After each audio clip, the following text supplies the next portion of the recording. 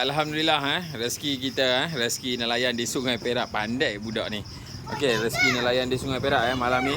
Okey, dapat mendaratkan beberapa ikan liar Sungai Perak beberapa ikan liar Sungai Perak. Okey, alhamdulillah nelayan malam ini dia orang dapat mendaratkan ke Labau.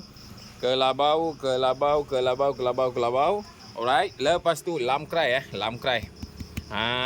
Lampam krai saiz 1 kilo lebih. Lepas tu tenggalan 1 kilo lebih. Lepas tu tenggalan 1 kilo lebih. Okey, alhamdulillah rezeki nelayan di Sungai Perak. Rezeki nelayan di Sungai Perak Okey, pada koma-koma yang mana-mana berminat. Ni berminat ke tak berminat? Okey ni baru balik kerja. Okey, pada koma-koma yang mana-mana berminat mau mencari ikan liar Sungai Perak, boleh cari terus di pembekal ikan liar Sungai Perak boleh cari terus di pembekal ikan liar Sungai Perak.